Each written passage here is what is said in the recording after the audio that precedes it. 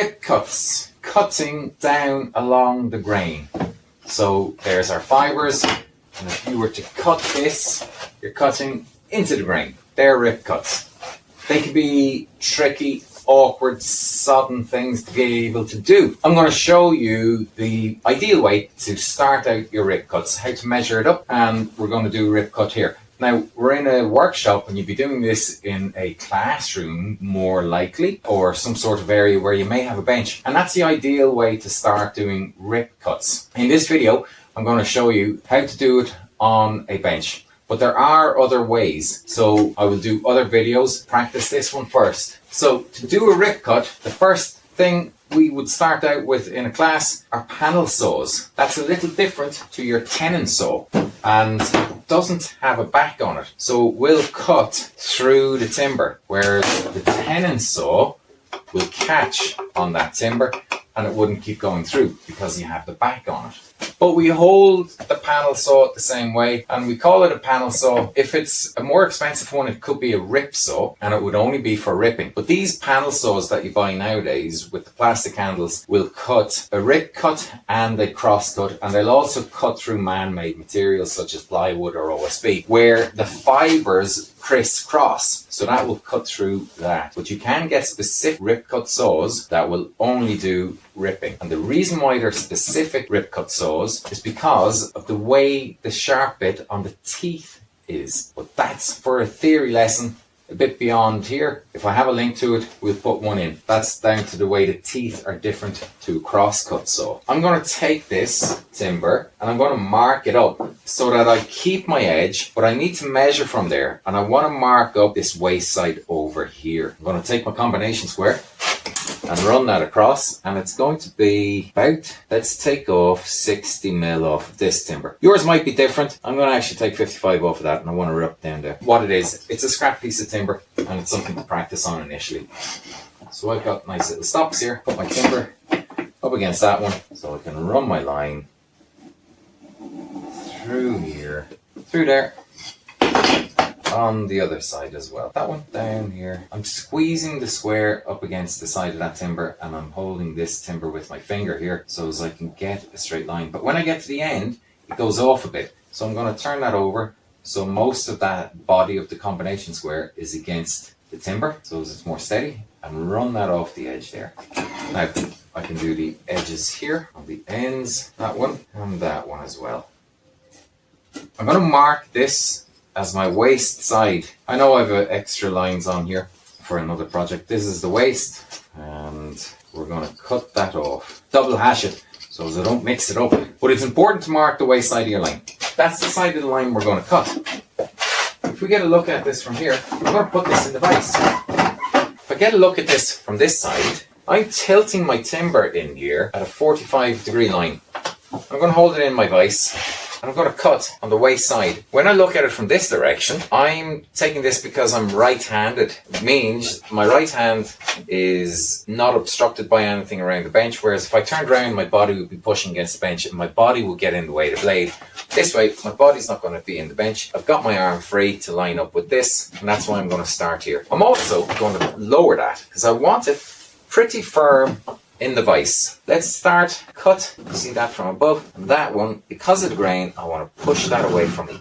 I'm going to go slowly on that and blow the dust out of the way after you've got your kerf line, and take your time at it. It might take 3 or 4 pushes or pulls depending on the grain. This one, I want to push it to create a deep enough kerf to start out. I'm almost lifting it out. I'm exaggerating here to lift it almost all the way out. But starting, that's what I would do. Now, as I get it down here, I can see the line going around the other side. But before, I want to take the kerf line down along this line a bit. So bending my saw to follow that. Turn your timber. Put that in the vise. Start the other corner. Pushing down along the line here and creating a curve. Gradually going through. straightforward enough. Where it gets tricky is when it hits the grain down here, it may hit a knot and it'll start to go out. That's when you want to control it a bit more. Now we want to control the blade where it goes. We don't want it just following the grain. So to do that, when you've got a grip of the handle on the saw, if it's going slightly out, you can twist your hand and put a small bit of pressure either up the top, I'm exaggerating this to see it, a little bit of pressure that way, or turn it a little bit of pressure that way, and keep the pressure going as you're moving through back and forth. So it's not racing through the timber and trying to cut it as fast as you can. You're starting out and going for accuracy as close as you can. So if I ended up pushing the top, pulling out that end, you can see from the top bit, I'm running away from my line. I need to get it back in place. So when I have that tightened up, we need to put the pressure back the other way until we're on the way side of that line again. Run the kerf line down on one side. So we've got a decent long kerf line here, but it's short on this one. And that's where you'll turn your timber.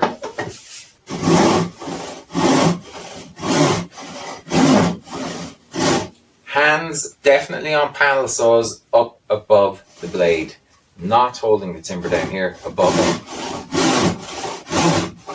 When it gets close to the vise, what's going to happen is that timber is going to get pushed in. Or if it's a very long piece of timber, it will naturally pull in and it will grip the blade and it will start to squeak and it will make it more difficult to move back and forth. So what you can do with that is you could wedge it if need be. You could put a small wedge in there. I didn't prepare one.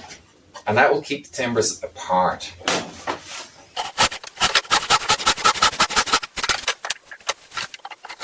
Here we are on a knot, and on that knot, because we're cutting down with the knot, we should be able to get through. But I'm still controlling the blade left and right and keeping the pressure on it so that it goes where I want it to go on the waist side of the line and not where it wants to go with the grain.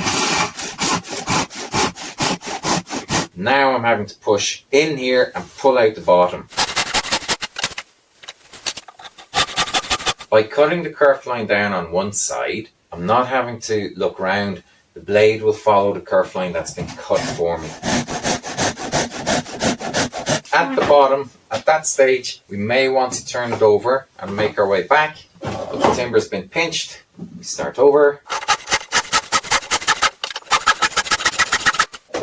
Let's cut through. We've got a pretty rough rip cut there, but it's your first one. We get a close-up on that one. The kind of accuracy that you would be looking for would be how close you are to that line.